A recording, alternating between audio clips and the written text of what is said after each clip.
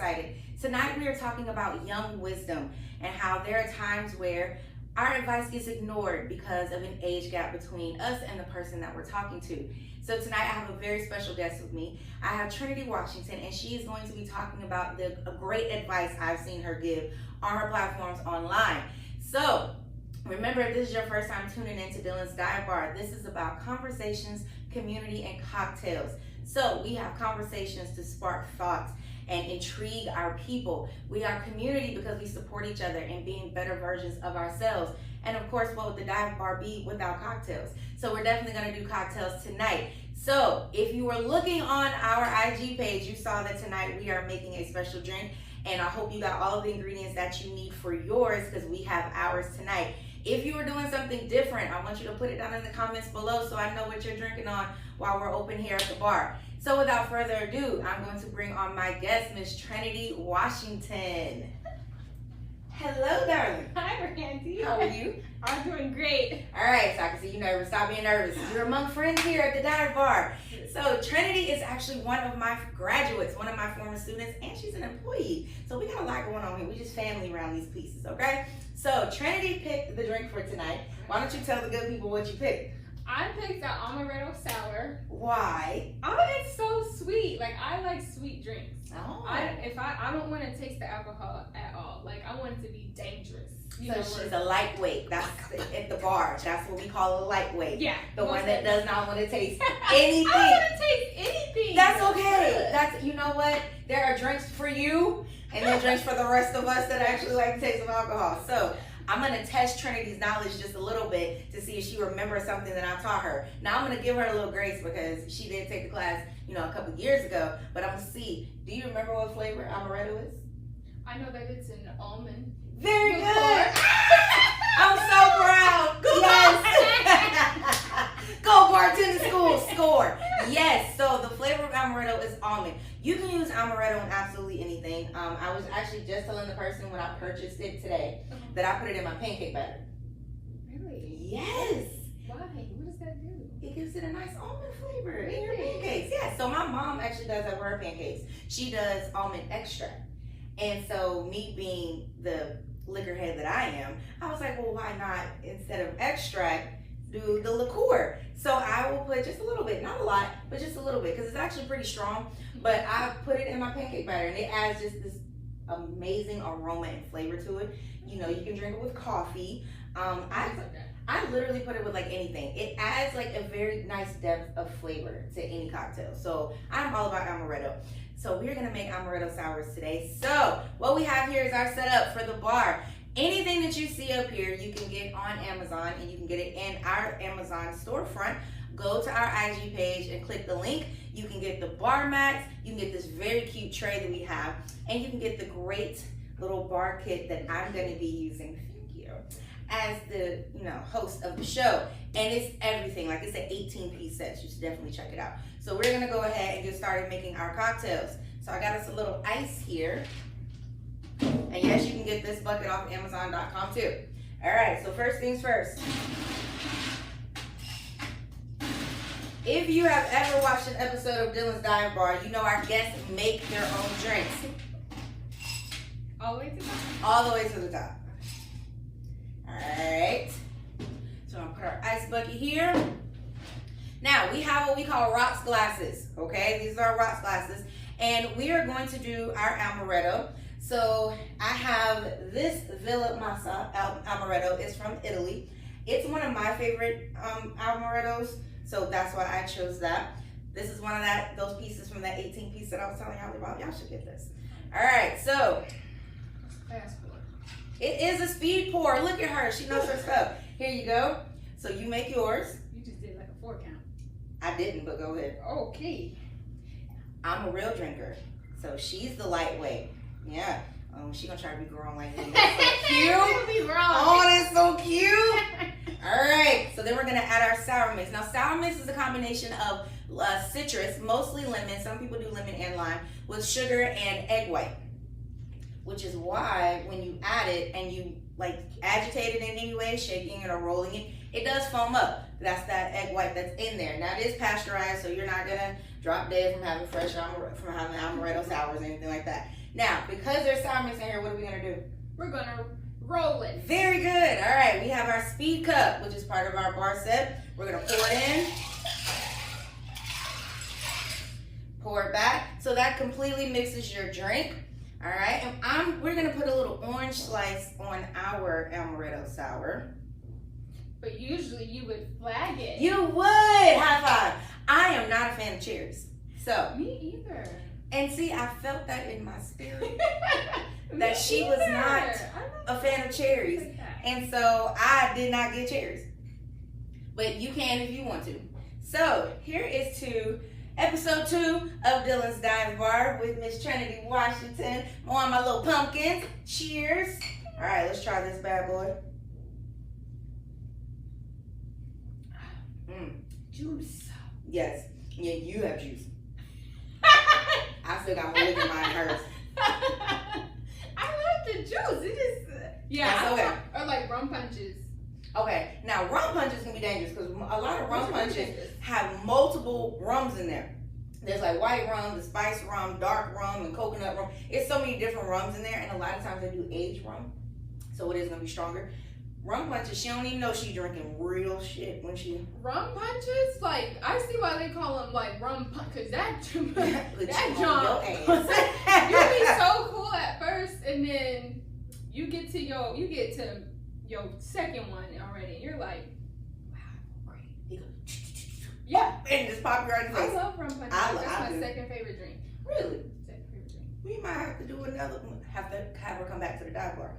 Oh yeah, cause I gotta make sure I'm not doing nothing after, because I might want to make it again. Absolutely. So let's get started. Talk to me. Now your platform, one of your videos really caught my attention. It was one where you were talking about the guy that wants to come back, when exes want to come back. And I was like, listen at this one right here. And everything you said in it was 100% true. Tell the people what you were saying in this video. So wait, because I think I've done a couple videos about my ex, or about an ex. I think this was one where you were like, the exes want to come back to see if they can still take advantage of you. Oh, yeah. So, it's, and it's not even just like with the exes, it's like, the situationships and stuff. People really do this thing where they're like, oh yeah, my ex gonna come back. And it's like, yeah, you gonna come back because you're gonna take them. Like, men, not just men, but people, but especially men, they know when women are, I ain't gonna say dumb, but I'll say when they're in their vulnerable weak. spaces. We'll say weak. Weak. We'll be politically correct on the dive bar tonight. Weak. When they're weak or when they're vulnerable and they know it, and it's like I ain't gonna call men predators, or not predators, but just to use as an analogy, where it's like they know their prey, they seek out. It's like they can smell it on you, the vulnerability. So yeah, they're gonna go back because you weak. And you know what? I think it's really important for us to talk about that, because you have some people who feel like it's a flex. Because they'll be like, oh, my ex is trying to come back. Is it a flex like you think it is? Or are they really telling you that I know I can get back to what we were doing, where I wasn't being the best to you and you're going to take it? And that's not just women who flex about exes want to come back. Dudes too. They'll be like, all my exes come back because they were taking advantage of you, because they were lying to you, because they were using Especially you. if you were spending money. Hello? And honestly, I would say this. There are some men who are predators. They look for desperate women, or women who look for weak men, or not even necessarily weak, but just men who they want to be loved, and they were taught to be a gentleman. And there are some women who take advantage of men who were taught to be gentlemen. Just don't know how to say. Yeah. So that when people say like nice guy, I don't think it's bad to be a nice guy or a nice girl, but I think it becomes a problem when you allow yourself to be too accessible. Absolutely. So that's why when people's like, oh, nobody likes a nice guy. No, just like nobody likes a nice girl. The ones they're so nice, they're doing all these things, they're willing to drop their phone for you, that you're too accessible. So it's like, for me personally, I don't want a nice guy. I don't want a bad boy. I don't do bad boys at all, honey. Been there, done that. Do not. 10 out of 10, do not recommend. Do not do bad boys at all. But I prefer a balanced man. Yes. Where he's like, he has those boundaries. He's still gentle. He still has, maybe that feminine side, that loving side. But you can't talk to him no kind of way. Exactly. That's what I mean. And see, that's what I think about the song Soldier with Destiny's Child. Oh yeah. Where they talk about, that one of the verses is talk about the balance. where he's good to me and he's, he gives me that love, but please don't try him. Don't try Like him. that's what we're looking for. I don't want a man I can walk all over. Yeah. I have to be able to respect you. Yeah. And hearing no is a thing. Like if you give me everything I ask for, then I feel like I don't have to use my feminine wiles on you. There's no fun. So you have to stand up for yourself. You can't let me walk all over you, because I'm not gonna let you walk over me. But I don't want someone that's just that's mean. Like, you can't be mean to me. Yeah. Now, I really don't care if you're mean to other people. You can't be mean to me. Like, I can't. So we definitely want the balanced man, the healed man. Okay, and that's why let's talk about trauma, past traumas. I think, and I'm serious when I say this. I think a lot of women now are going through the process of healing, where we are confronting our past, we are confronting past relationships, and a lot of them, if they're doing it correctly, they're taking responsibility for their part that they played in what the relationship breaking down, them getting hurt, things like that. But what I'm noticing is a lot of men are either they're refusing to, or they are nervous about it. Like, they are almost to the point where they're like, I don't need it. So now you have women who are going through the process of being healed, and men who are not, but you're trying to come together in a relationship. Yeah. So let's talk about your views on people healing from past traumas and trying to come together and have a healthy relationship. So you people are like, oh, you got to be healed if you come to me. No one's ever going to be fully healed. I don't think anyone is. Even if you go to therapy and stuff, it's just because I don't think you're fully healed until you die and don't have to worry about life anymore. Because life is just going to keep lifing. Hallelujah. And so you might have healed from one thing, but then something else occurs and you got to heal from that. So I think life is just constant healing, and I think that you have to be willing to accept that person and their pace.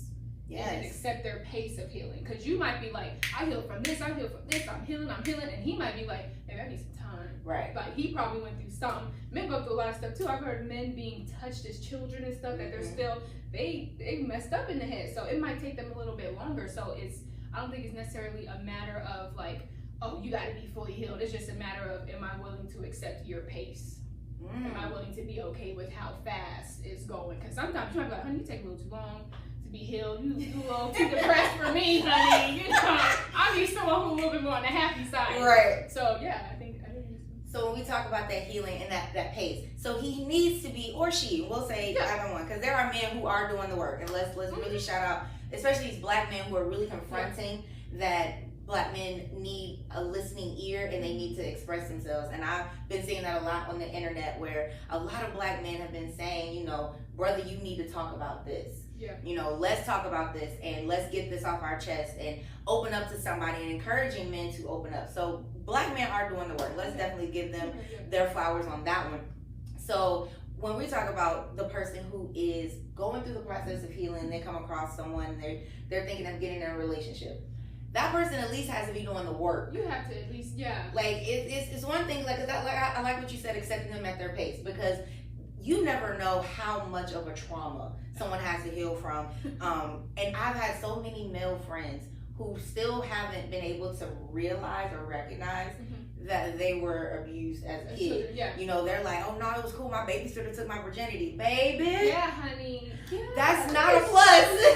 That's not a good thing. Like, I had like a guy did it in college. He was 12. His babysitter was 16. Yes, you're both kids, but at the same time, she was a position of authority. Yeah, she was supposed to be watching you, and she was 16. She was in high school. Yeah. You were in middle school, and they're like, oh, I got an older woman. No, baby, you were preyed upon. And it's a lot of men who haven't even been able to accept that part, because they don't want to see themselves as victims. And I can understand not wanting the victim mentality, but understanding that there was a trauma that occurred. So you have to at least be doing the work. At least be doing the work. At least be ready to recognize some things. But meeting them at their pace, I like that. We definitely have to understand that one trauma that I had is different from one trauma that you had. And even if we had the same trauma, it happened different for all people. So that's definitely something. Now, you were on a podcast where you were talking about relationships, and you were talking about your dating journey. Now, just for the record, tell the people in the dialogue how old you are. I'm 22. 22. So, and the reason this is why we're talking about young wisdom is because you were talking about how you started to set boundaries for yourself. Yeah. And 22 is an age that is not a conversation that people are having. Because I remember 22. 22, I was not talking about boundaries at all. I wasn't talking about learning from past mistakes. I wasn't talking about recognizing red flags. I wasn't talking about none of that. Yeah. Now, did red flags occur all day long? Did I ignore the hell out of them things? Absolutely. Okay? So 22, my 22 and your 22. Woo! And I love that. I love that because you are saving yourself years, y'all, years of having to heal from things because you learned it so early. How did you come to the point where you're talking about boundaries and recognizing red flags at 22? So this knowledge has been embedded in me for years. Okay. As far as, with my dad and stuff. My dad, he always put me on game. Yes. Stuff like that. But that stuff don't really register until you got life to actually life through. Mm-hmm. And when you got bills to pay, and when you're in a whole city by yourself, pretty much, that's when stuff starts to hit after you have already done the things that they taught you not do. And so that's when it was like, I didn't have to, thank God it didn't take me till I was 29 to register, for these things to register. But it's like, yes, setting those boundaries. And as a 22-year-old, everyone is teaching me, be outside. Don't get me wrong, I be outside. I be outdoors. Right. But they teach 22-year-old Be women, outside. yeah, you ain't married, go ahead and pop it. Do your thing. Do your thing. Forget Forget about wait. the No STD consequences. and No that's nothing what I'm that. telling them. And it's like, for me, it took me quick to be like, all right, yeah, it's not for me. I never forget one of the mothers of the church. She was one of the older mothers. She was one of the ones that was so old that she could say whatever she wanted to say. She told us, I think I was still a teenager in high school, and she said, "Do all you can while you can." And I was like, I don't believe that's in the Bible. Not in the Bible at all. And it's so funny because I'm like, you was a mother of the church. You can't be giving me advice like that. And when you say all I can, I'm trying. But that's another thing. Like churches, I understand they want to keep people in the pews, but they're too focused on, a lot of churches, not all, but a lot of churches focus on keeping their people comfortable. So there are a lot of topics that they avoid, which is why you have so many single mothers in churches, which is why you have so many men who are pimping and still got all the women and stuff in churches, because they don't have those conversations about the dangers of, and it's not, people always talk, it's not just homosexuality. It's still, it could be heterosexual. Yes. You're not married, honey. Yes. It's still dangerous. Yes. It's still like you're putting yourself through a lot. Yeah. And that's one thing I would say, shout out to daddies, okay? I said it in season 1. Daddy, but why? that's what my mom calls it. Oh, yeah. Shout out to my pops. I feel you. I tell people all the time, I got one daddy, okay? I'm named after him. I don't call no dude daddy because I got a daddy. But I said it in season 1. Daughters need daddies too. And this is a prime example because I've had those conversations with my dad. Yeah. One of the most honest conversations I ever had with my dad, I was in college. And there was a guy I liked, and we dated and then we broke up and then we started like seeing each other again. Mm-hmm. But then I settled for friends with benefits. Just because I was like, it'll change because he knows how I feel about him. We dated before, why not? And I was talking to my dad, and I'm crying. I'm talking about, I was devastated because I was like, Daddy, it's not changing. We're still just doing the same thing. And I was like, he said, well, what happened? And I was like, well, he said, let's do just like friends and whatever. Yeah. And I was like, and I just figured if I do that, I just settle for that right now and then it'll move. And my father looked at me and said, you can't just settle for dick. We love our dad. And I was like, initially, I was like, did my daddy just say the D word? And then it was like, I know. And then I'm crying. Yes. But he hugged me Yeah. in that moment. And he said, baby, you're worth more than that. Yeah. And I cannot tell you what that did for me to hear my father say that. Mm-hmm. And it's like, I know dudes always say, and I just saw somebody post that, I'm going to do it for my son. If you have a daughter, Your daughter needs you. You are her first example of a real man. My dad is the first person to take me to a nice restaurant. He's first on a date. So it was like my birthday. He was like, we're going to get dressed up. We're going to go. He was like, and my dad will tell you right now, he did it because he don't want no nappy head boy trying to impress his daughters with Red Lobster. Yeah. He like, I took them to Red Lobster when they were 10. That's not impressing them. You know, so he's the first person to take me on a date. He's the first man to tell me he loves me. Oh, yeah. The first man to apologize to me.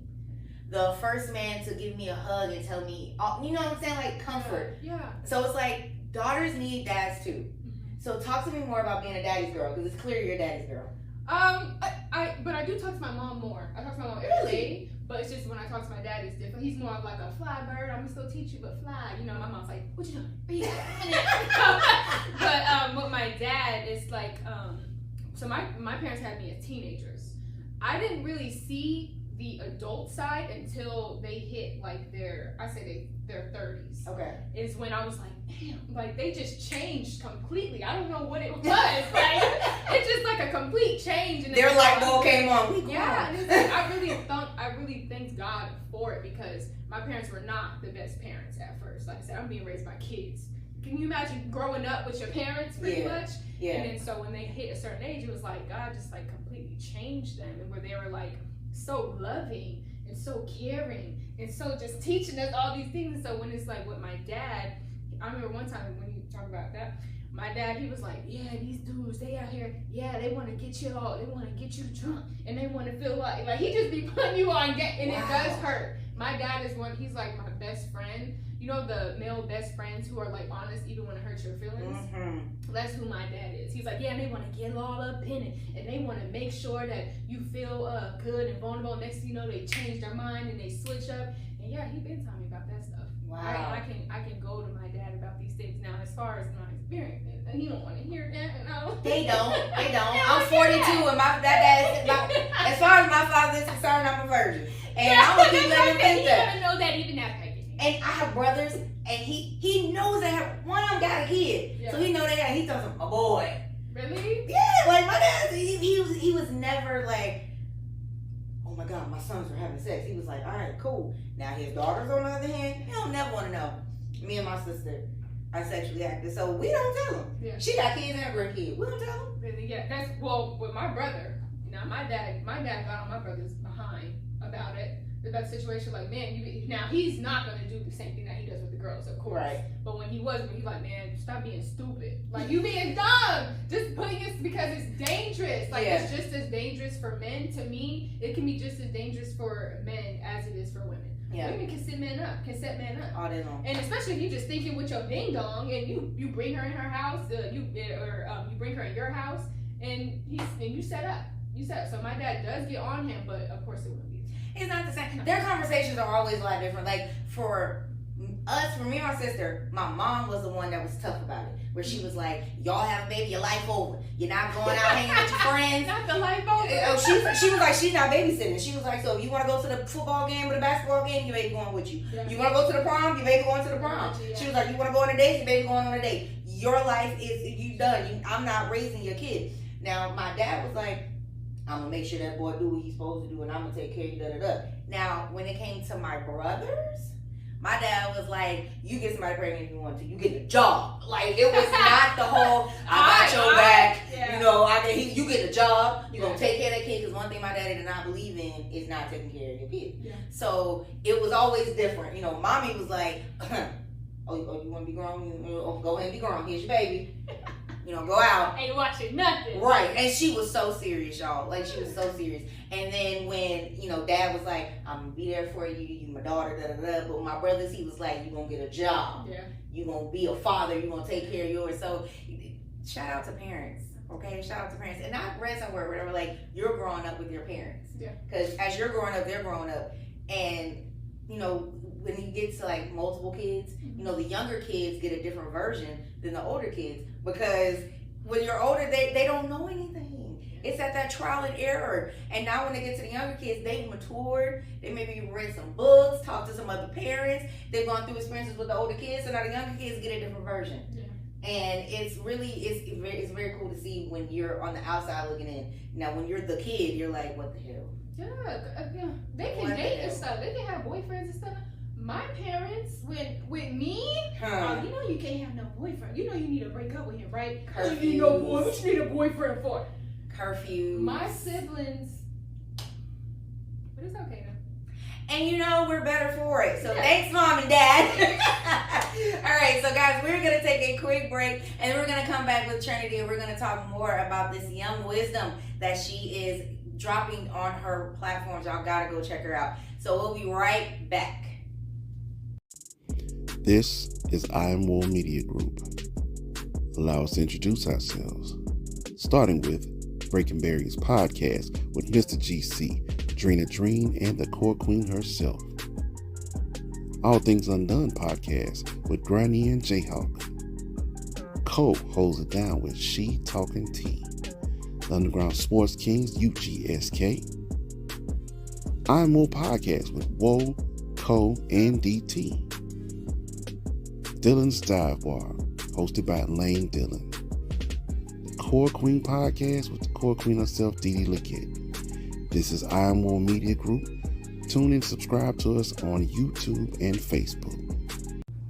Hey guys, welcome back. We are at Dylan's Dive Bar. Tonight we are talking about young wisdom. We are here with Miss Trinity Washington, and we are sipping on amaretto sour. So whatever you're sipping on, you let us know, put that in the comments. So our previous commercial, guys, I Am Wool Media Group. Pay attention to what we have going on. We are on the move. I Am Wool Media Group has several different shows for everybody.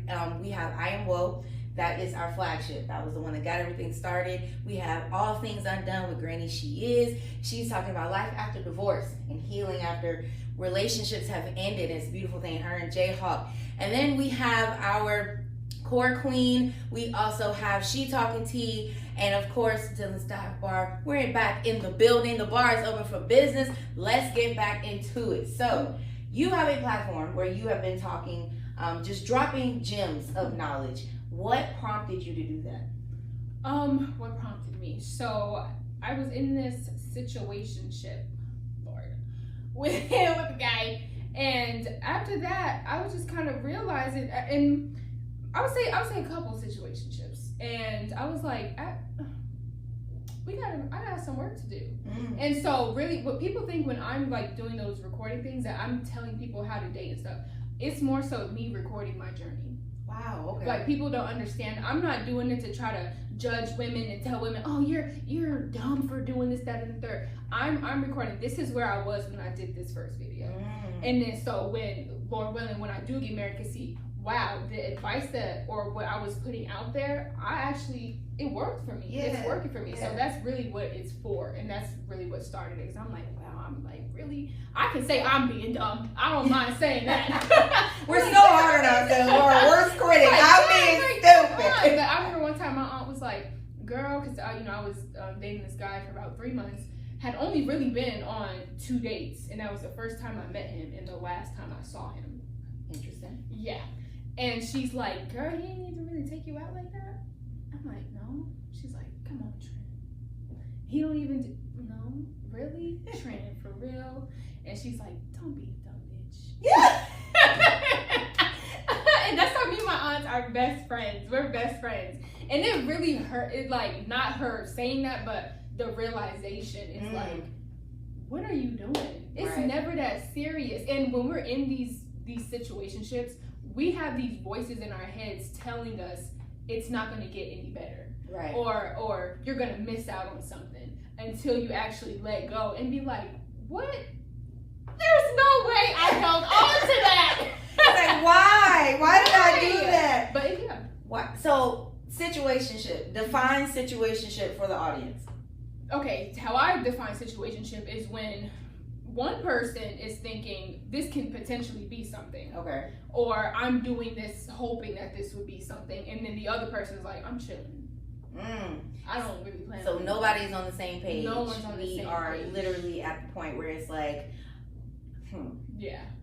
One person's in situation A, one person is in situation B. Yeah. Nobody's in, yes. So how do we end up in situationships?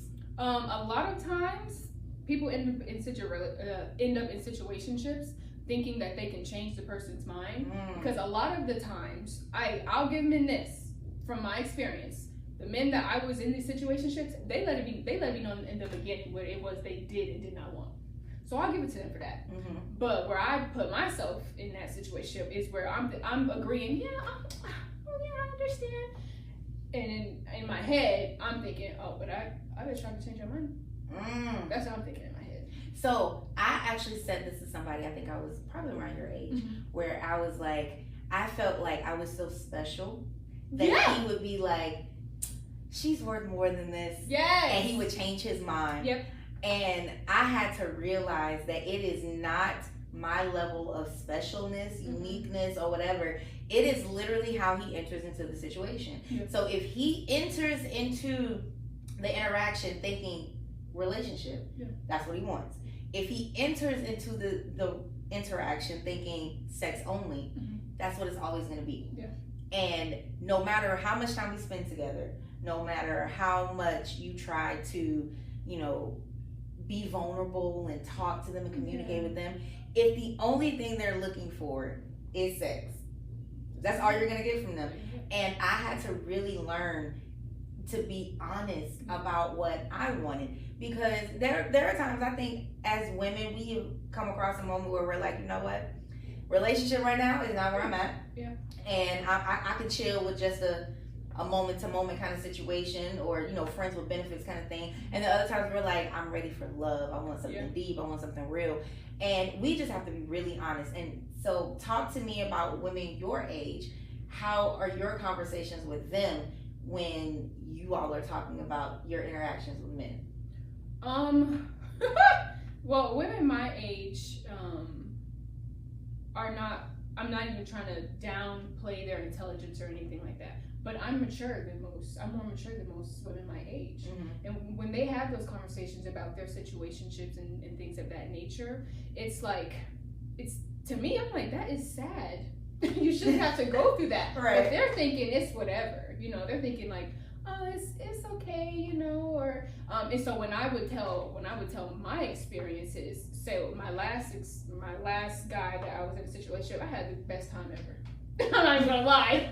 I had the best time ever. But when I was telling my story about him to my friends, I felt like maybe they were getting kind of jealous of just the fact that they have probably never really experienced that, because they probably have multiple sexual partners and still have yet to experience just a little bit. Yeah. Just a little taste of spoilation. Yeah. Nobody spoiled them. No one spoiled them. Yeah, and then just like I said, just being more mature, it's hard to have those conversations because they still want to like rah, but I'm like, I feel bad about the positions I'm putting myself in. Okay. But they feel proud about them, or they think it's okay, and it's even harder when you're talking to Christian people because you look like you're judging them. But I'm like, I thought we were both Christians. I thought we were both trying to work for God and things of that nature. But they've been doing it. They've been having sex for so long to a point where they don't think it's wrong. Right. Regardless of whether they read the Bible and things of this nature, like it's okay to them, or that's their coping mechanism. And for me, it was like, even when I was doing it, I knew it was wrong. Right. I knew it was wrong. Let's talk about that. So we were talking earlier how some people are always like, be outside, you young, whatever, do what you do. Talk about the journey, the challenge of being young, being saved, and having the blinders off, because I think sometimes when you grow up in church, sometimes the familiarity will take away from the conviction. Yeah, it's like I've been a Christian all my life. We've been doing this all our lives, so we feel like I can do something, I can get forgiven, and I'm good. But having the blinders off and understanding that just because forgiveness is available does not mean you should take advantage and have to get it all the time. Yeah. So the challenge of being young, having that realization. Talk to me about that. So before I was even, sexually active, I would be with friends who were not, and they would, I remember one time, am I allowed to say the B word? Yeah. Yeah, I remember one time, one friend was like, girl, we gotta get you some dick. This is when I was a virgin. And I think that they would be jealous of the fact that I was that. Yeah. And so, yeah, they're like, oh, we gotta get you to like, it was just a lot of pressure. It was, and mind you, these are Christian. Yes. These are Christian women. They have their favorite scripture on their phone and everything. And it just felt like so much pressure. And it was, and eventually I did give in. I can be honest and say eventually I did give in, not because I'm seeing everybody else doing it, but because of the time that I was in, and I was just kind of like, to me, in my mind, I'm like, ain't no black man gonna want to marry me. Why? That's what I was thinking. I'm real during that time, because I'm like, and I was real into the red pill stuff during that time, but they're like, no, but don't nobody want a black woman after she 30 and da da da. So it embedded a fear in me. Oh my. That had me thinking like, damn, I gotta find something now, and then hurry up, get married. And that's really bad. That's really bad, and it ended up putting me in. I ended up putting myself. I'm not gonna blame anybody else but me, but I ended up putting myself in that situation. I think that fear of timeline is so real, because when I was in school, I was like, okay, so if I get married, I need to get in a relationship now while I'm in college, so that way I graduate, we get married. We married for like 3 years, and then we have kids. Yeah. And by the time I'm 29, I'll be done having kids. Yeah. I'm good. Yeah. Y'all, when I tell you, none of that happened. Yeah. Okay? None of that happened. And here I am now, 42, no kids. Never been married. Stress free though. And I'm chilling all day long. But it's like, it took me a minute to let go of the timeline that I needed to hurry up. Yeah. And there were times where I would rush relationships, or I would stay in a relationship because I'm like, if I get out of this relationship now, how much time do I have? I don't know. Biological clock is ticking. Because when I was younger, I actually wanted a gang of kids. I wanted like 6 kids. I was like, I want a bunch of kids. And then as I got older, I was like, that's not realistic. Now that I'm older, I'm like, I'm cool being an auntie and a godmommy and all this stuff. I know I still have time, so if it happens, it happens. If it doesn't, I'm still cool with it. But I had to really let go of a time frame, because we put so much pressure. People call you an old maid, or people, a guy told me, I think I was 25, and he was like, you ain't got no kids? Something wrong with you. Why something gotta be wrong? Like, what? And I'm like, how's something wrong? I heard one girl, she's a woman, we were working together, and she was like, if she come across a dude in his 40s and have kids, she thinks something wrong with him. So his juices ain't flowing. And I was like, did it ever occur to you that he have safe sex? Yeah. That, maybe he don't want kids outside of being married? And she was like, nope, if he ain't got no kids and he over 40, nope. It's stuff like that. And I'm like, wait, so we mad at him if he ain't got kids? Damn if you do, damn if you don't. Right, it's like, so we mad and something wrong with him. That's new. Okay. So I think that time frame, I think as a society we're starting to let go of it. But then there's, of course, the, don't nobody want you over 30 kind of thing. And it's like, why not? Yeah. Because of course they do. Yeah. Now, they be over 40. Mm-hmm. But they do want you over 30. And I think we have got to get past that, where we're rushing into things and we think we're running out of time. So then we start to settle. And we start to accept things that we wouldn't normally accept. So let's talk more about your platform. So your journey of dating is what you're chronicling in your platform. Yeah. What other topics are you ready to address though, outside of dating? Outside of dating? I don't know. That's just really been like my main focus and passion. Or sometimes, friendships or, toxic environments in the workplace. I'm going to be doing a video on that soon. But yeah, like stuff like that. But mainly, I don't know. I've always been passionate about things of that nature. And it's like, once again, not even trying to give people advice on dating. It's more so on just how to have a successful single life. Like while dating or while you're being alone. Like, okay, I can't tell nobody how to be married. I'm not married. I can't tell nobody how to have a successful relationship. I'm not in a relationship. Okay, gotcha, good. But I can definitely help someone and encourage someone and motivate someone how to have a successful single life. Okay, so what does a successful single life look like to Trinity? When you can be happy alone. I don't think it gets any more successful than that. Like, when you can be happy being alone. Because a lot of people are single, but they're not really single.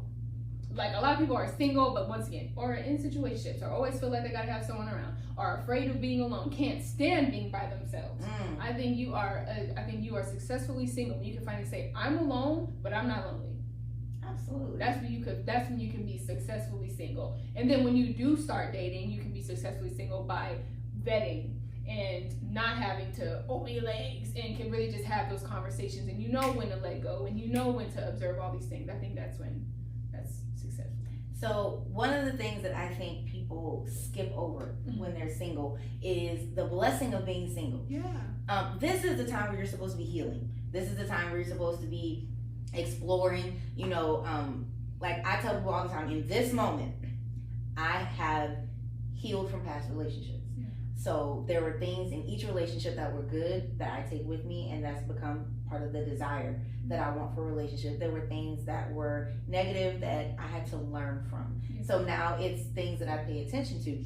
But it's not baggage. It was a lesson, So I'm not thinking, oh, no, I can't get in a relationship because you remind me of my ex. I'm not even thinking about my exes. I hope they're all happy. I hope they're good.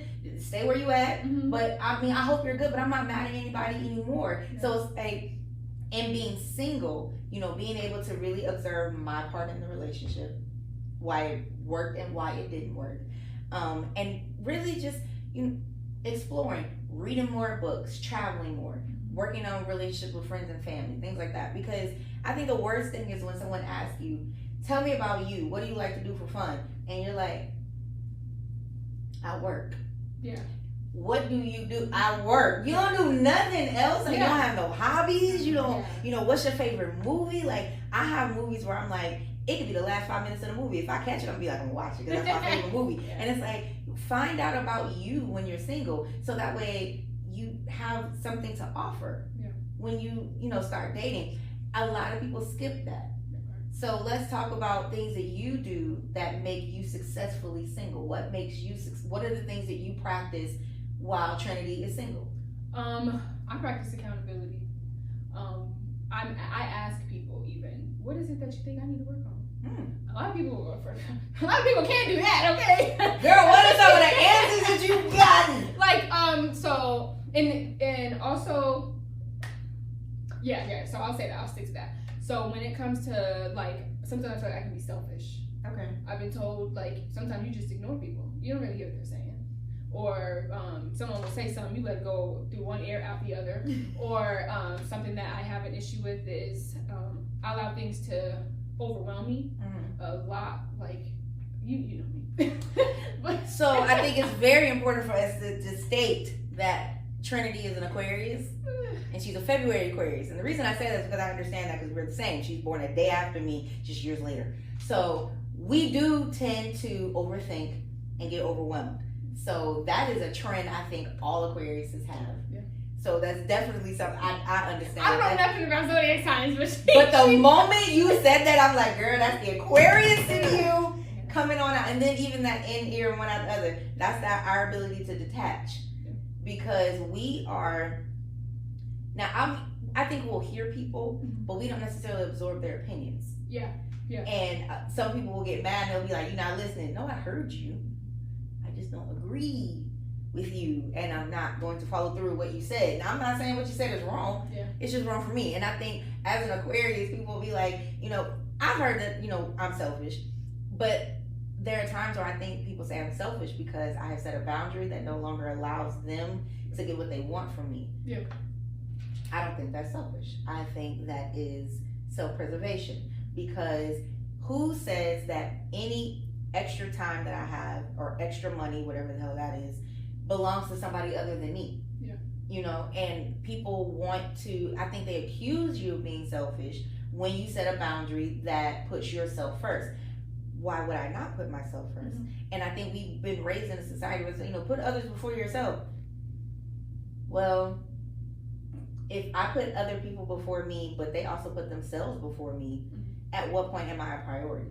Yeah. And so I argue on the selfish part, because it just depends. Am I really being selfish where I don't give a damn about nobody but myself? Or am I being selfish because I've set a boundary that closes off your access to something that's mine? Yeah. So just, I'm just saying. Yeah. Think about that. Yeah. She may not be selfish, y'all. Yeah. Yeah, but no, because for me, I do put people for me, but only because I don't do things for people expecting them to do it for me. I'm already fulfilled. I'm already, like, the Lord, my cup already runneth over. Okay? So I'm a good person, and I'm good to people, and I do for people because that's just what I do. Yeah. I don't do it expecting somebody to do it for me, because you end up disappointed. All the time. End up failing. So when I do something for somebody, if I give someone money, if I'm spending time with somebody, if I'm going out of my way to do something, I'm not thinking, oh, I'm doing this and they better do this for me. No, I'm gonna keep that. Keep that. Yes. Keep that, regardless of how I receive it. Keep that. I'm good, honey. I'm good. You can't take nothing from me. I can go above and beyond for you, and you do me dirty. I'm not mad. You're forgiven already. I'm happy. Girl, that is so evolving. Yeah, see, look, this the new me. Wait a minute, it's Trinity 2.0. This is what happens when you're single and successful and being single. Yes, build yourself up. When it comes to men, I don't need you for your money. I'm already spoiled. Testify. I got my dad, I got my mom, I got my grandma, I got people around me. I'm spoiled already. So you should know when I'm spending time with you, it's just for you, baby. We don't have to go out to eat. We can do a walk in the park. We can do a jog. I don't like running, but I'll run for you. You know what I'm saying? I'll run for you. Hey, you know what? I'll run for you. There's certain things I'm not gonna do for you. Jogging is at the top of the list. But as long as you know I don't need you for your money. Yeah. I already got that down. And I think a lot of times now, and I'll say this because with men, I have seen it where, you know, women are like, I can get this out of him and I can get this out of him. And I understand why men will immediately think it's about money. Yeah. And they're like, I don't have this to take you out and this kind of, and it's like, whoa, I don't need that. Yeah. And I think the biggest thing is women have to be honest about what they want. Now, don't lie and say, oh, I'm cool with just dinner and a movie at home, and that's not you. Yeah. Because if you gonna talk trash about it, if it's a cheat date, then that's not you. That's not enough for you. But for some of us, that is enough. You know, just be honest about that. You know that you attracted the money. If you attracted the money, then tell him you attracted the money, so that way he know how to deal with it. Yeah. But for men, I think a lot of them, when we say things like, I don't need you for your money, then they almost get offended. Because we be like, I don't need you for your money. And they feel like, well, how can I create stability? How can I provide for you? And it's like, I don't need you to provide in that aspect. Yeah. What I need is emotional. Yeah. Like, I need a partner. Yeah. I need a companion. And we as a people, as Black people, we really have to work on that. Like, we do not talk about companionship, partnership, dating. You know, I don't think most Black people can define dating. Yeah. And we really got to work on that. Yeah. Because that's how you prevent a lot of those situationships, a lot of the toxic relationships that happen. Because dating means you go out or you spend time with each other, and that's it. That does not involve sleeping with each other. Yeah. That involves talking to each other. And you can you can date multiple people and not be a hoe, not be a player, not be a whatever, because you're not sleeping with them. You're people are doing that. You're spending time with them. Yes, fully clothed, spending time with them. So we definitely, I think that's just something that we as a people need to work on. Yeah, is dating. Know what it is, but they don't. Yeah, we don't. Because some women, if you say good morning to them twice, we together. Whoa. But that's how you be. I ain't gonna lie. He's like, he is not your man. But I had a terrible habit of fantasizing, where it was like, and I'm not gonna lie, I've been working on this actually, where I was with my imaginary boyfriend. So many men and women have imaginary spouses. Whether they get it from movies, social media, people get it from porn. People get like these imaginary spouses, and they hold on to them. I'm finally still working on it though, but I'm letting go of that imaginary man. Okay? I'm like, how he look, how he walk, how he talk, how he think. Like, and the funny thing is, I literally have one in my head right now. And then, oh my gosh, we do people that. Have imaginary spouses, and that's what's keeping a lot of people single. And nobody lives up to that spouse because that is your ideal. That is an imaginary person. But that is like your perfect. God. That's the person that loves you for the way that you look. They love all your flaws. They don't think they're flaws. Y'all don't argue. You know what I'm saying? Like, you get everything you want. And it's the perfect life. No one is going to live up to that. That is your idea. Oh my God, that's so funny. Because the moment you said that, like, you popped in my head. Ain't fine. He made as hell. He's fine as hell. Like, all the stuff. He is. He's lazy. He's tall. He got face. You look at him, but he's not gonna. Some tattoos. He got some muscles. No, he about 6'4". So then we start comparing people to an our imaginary spouse, and they're not going to be able to hold up to it. They're not, and that is okay. They're not supposed to. They're not. Because this person is not real, y'all. It's not real. He's not real. Not She's real. not real. Whoever it is you imagine it. Wow, that's so funny. Yeah, break up with your imaginary. Oh, I don't want to. He's so good to me. But he gonna keep you single. Right, he's That's so what good to I'm me. saying. I can't leave him. I can. Because we do need, oh wow. That is so funny. See, young wisdom. And that's so, because it's like, you know how you think you the only one to do something until somebody say something, you be like, damn, I do that. You're not alone. And I know one of y'all do it too. Don't y'all do it too. But that is so funny. Okay, so we're gonna take one more break. And Trinity's gonna bust some more bubbles when we come back. We are talking about young wisdom with Miss Trinity Washington. We will be right back. It's Dylan's Dive Bar Season 3, baby. Looking for great music and dope podcasts? BWNC Radio is where it's at. Black with No Chaser Radio. Download the app now. Come for the dope podcast. Stay for the dope music. Also available on Apple Stores and Google Play Stores.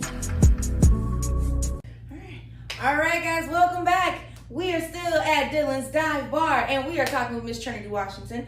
And dive bar games are back, guys. So some of our interviews got a little long, couple of seasons, so we didn't get to play as many games. And if you remember, I played this with my dad, and he beat me so bad. So I did not want to play checkers again because I'm like, he beat me so on my own show, y'all. He was so rude, so disrespectful. No, I'm kidding. I love my daddy. But yeah, he did. He beat me bad. I've only beaten my father once my entire life in checkers. I was 17. Ain't did it since. So. But you remembered it. I did. I called everybody. I was like, I beat daddy in checkers. It was great. It was great. So we're talking. Talk to us about things that are important to you. So are you doing any volunteer work? Are there any causes or organizations that are important to you that you have been looking at? You move first. Okay, there. Right, as of right now, no. But there, what I'm doing is with my YouTube channel and my platforms, I have a goal pretty much because I do want to do programs that are helping a lot of, like when I see things, you know, when you see like Atlanta and how crappy the streets be and how you got kids walking to school with the crackheads in the middle, in the front of their homes and stuff, like I have projects that I really want to get done to like solve. So I think we're gonna have to start on the same color square. Oh really? Yeah, because right now this ain't it's not working. So you might put them on the glass. I don't know how. You've never played checkers before? I played when I was little. So no, you've never played checkers before. Put them on the black square. I played when I was little. So you can move. I'm about to say, are we missing one? You can move diagonally. You can only move one square at a time. If yours were to come here, I could jump you. And you can't move backwards, and you can't jump backwards. Okay. All right. So let's try this again. As the guest at the dive bar, you get to move first. Go, Trinity. Take your first one. All right, here we go. So you want to do things to help improve the city of Atlanta. Yes. What are some of the things that you are thinking about making improvements on? I want to first, I don't know, I just want to do stuff where people don't have to pay me in order to make their community better. Nicer, cleaner, more green stuff instead of sidewalks and concrete as, what do you call those? As front yards. Right. Yeah, so I want to do things of that nature. Okay. It's really my goal. right now I'm just doing little bit stuff here and there, giving away free stuff, and but I have a way bigger. So what have you been giving away? Or is it like baskets, or is it food? Is it clothes? I give away a lot of clothes. I give away food when I get the chance to do so. Give money away, and it's like I have a way bigger vision. But I'm trying to hustle to get there. So how are you determining how things are given away? Is it kind of like as you see people and you see a need, or is it do you have like a program? Do they sign up for it? Is it like a raffle? How are you doing it? I'm just doing it on impulse. It's like it's not really. I just do it on impulse. It's like give this away. You got all this stuff you don't even use. Give it away. Like you don't need it. So it's really good. I love it. I love it. So what is your vision for giving those things away? Do you want to have like a community center? Do you want to have like a something mobile where you move throughout the city? How do you want to do it? Maybe I want to do more so like if I want to do something like that, I want to build like a fitness center. In more so of those kind of I ain't gonna say hood, but in them real like raggedy type of community, unattended areas, yes, where the people ones are that not nobody giving cares attention. about. I want to build like a fitness center in those areas. So okay, but in those areas, and the fitness center would include it would be not just physical fitness, it would be mental, spiritual, emotional. People would be able to get therapy there. People would be able to paint for meditation, have things of that nature. And stuff like that. So is it for people who are homeless, or is it for all people? It's for all people. Okay. Yeah, it would definitely be for all people. And you would have to pay for it, but it would be something where we'd make sure you can afford it. Like so maybe donations or a and I'd be one to get like grants and things of that nature so that people don't really have to pay. Okay. But it would look like they're paying.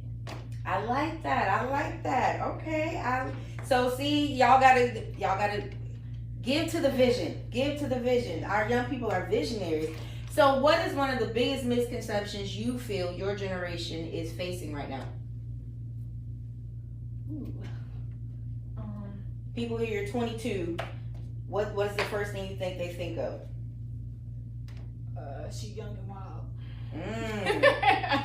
She's young and wild. Y'all got no morals. It's like don't get me wrong. Like I still go out and have a good time, but I don't need to be intoxicated to have a good time. I don't need to be out and open. Like I can have a good time just because that's who I am. Got you. What's another misconception you think you face being 22? That I'm immature and lazy. Yeah, I definitely get that.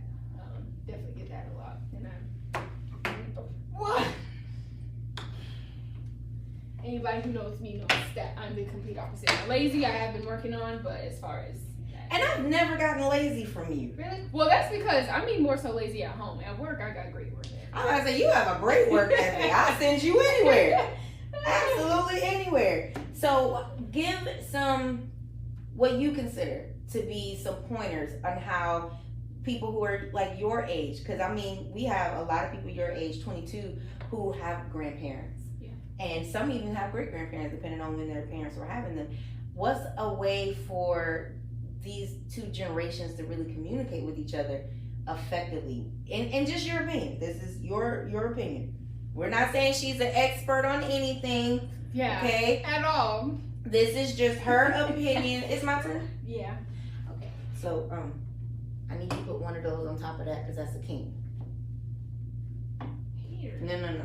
One of my white ones on top of that one. Yeah. So, once you, like if any of your black ones get to this row, then that'll be a king. And I'll put one on top. Kings can move across the board how they want to. You didn't have no things for me to make a king make happen that first. So, if you'll pardon me for a second, thanks. Okay, so these two generations. What's that? What was that?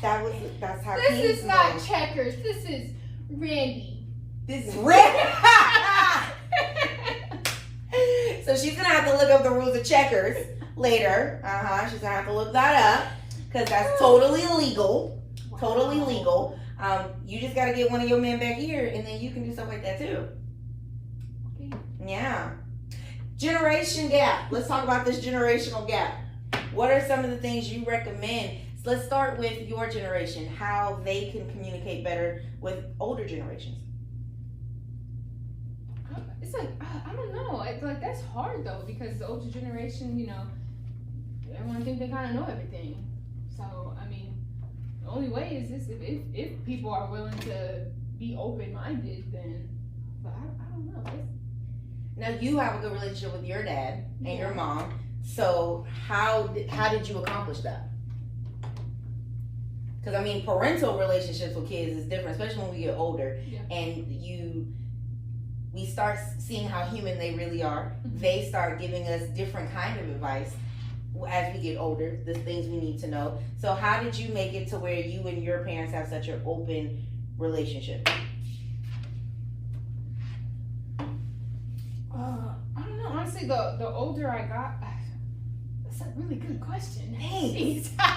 But the older I got, it was just they just saw me as, okay, no, she's not perfect, but me just still showing. I think that if the younger generation start showing that they are mature enough to have these conversations instead of allowing social media to tell them how to think and act, then we'd be taken a little bit more seriously.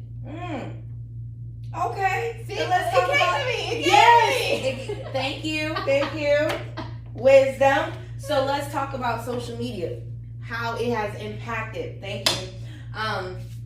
The ability for your generation to even communicate.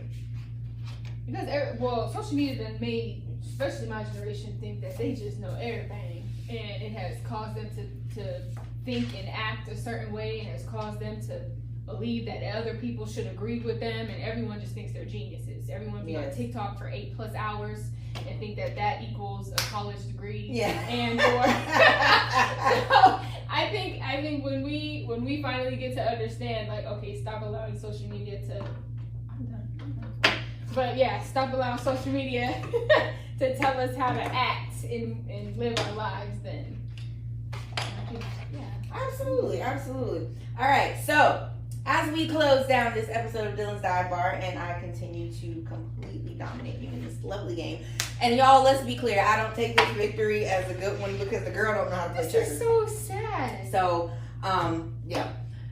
But I mean, I'm gonna take it, but I ain't gonna brag about it after today. So we gonna teach this baby how to play checkers. See, this is why you gotta play games. And see, y'all generation, y'all know about these games. Yeah. We grew up with these. Yeah. We grew up with these. So, come on. Yeah, because you done. All right, so as we wind down this, we end this game of checkers. We're going to teach this baby to play checkers.